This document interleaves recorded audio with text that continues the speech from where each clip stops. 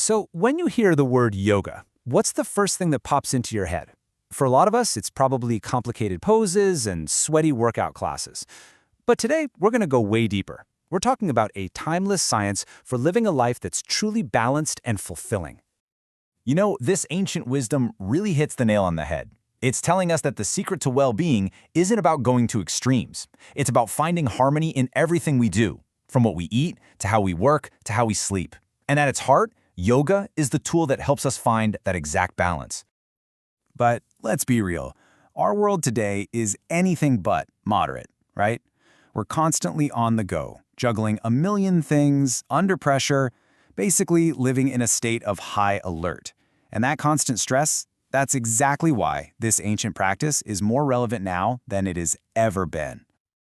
Okay, so let's peel back the layers and get to the heart of what yoga truly is. Because it is so much more than just physical fitness. It's about this profound, unbreakable link between a healthy mind and a healthy body. Now, this is where it gets really interesting. The word yoga, it literally means union. How cool is that?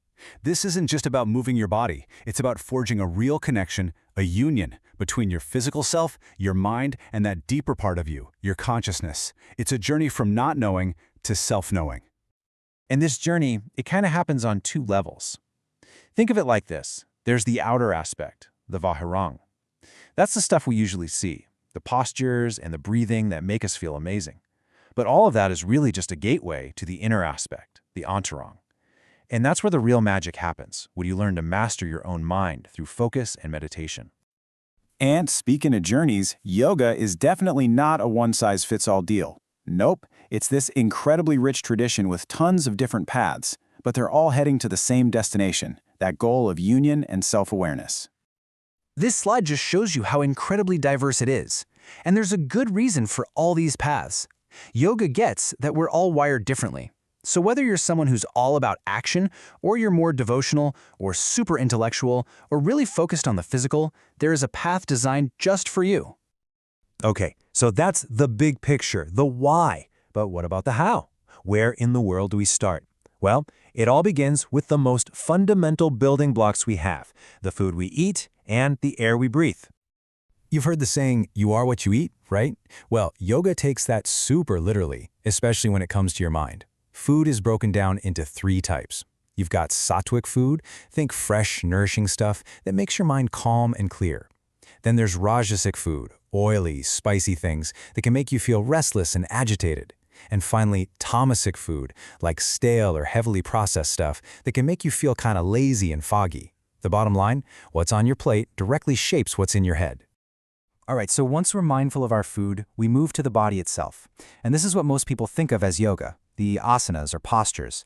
But they are so much more than just a good stretch. Their real job is to get your circulation flowing, keep your organs healthy, and basically get your body ready for deeper states of meditation. And hey, these poses don't have to be some kind of human pretzel situation. Take Shavasana, the relaxation pose. I mean, it looks like you're just lying there, right?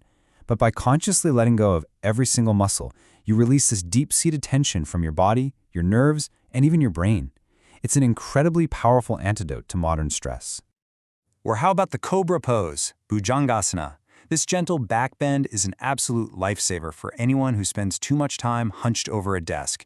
It's amazing for the spine and helps soothe those nagging backaches. You can start to see how each and every pose has a specific, targeted benefit. Okay, so we've got food, we've got movement, but there's one more piece of the puzzle, and it's something we do every single second of every day. Breathing. But are you really doing it in a way that fuels you?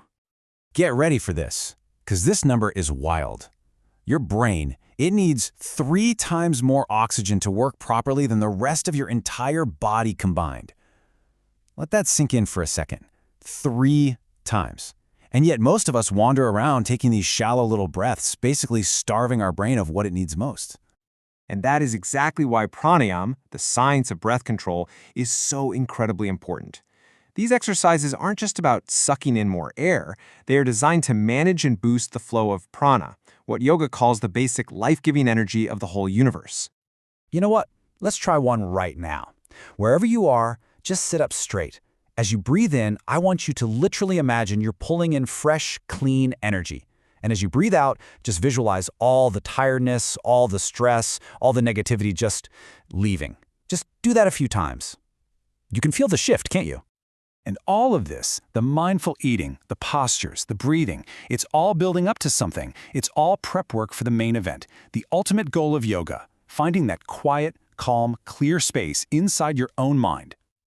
I absolutely love this analogy. It's just so perfect. Our mind is like a lake.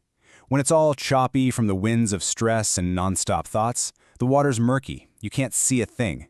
But when we learn how to make that water still, the mind becomes crystal clear, calm, and it can perfectly reflect the sky. So how do we calm that lake? Through meditation. And trust me, it is not as intimidating as it sounds. Here's a simple way to try it. Just sit comfortably, watch your breath for a minute or two, and then bring your attention to the spot right between your eyebrows. And just picture a soft flame there, or a lotus flower gently opening. That's it. Just hold that image, feel its warmth, and let your mind rest there. And that's a really important point, by the way.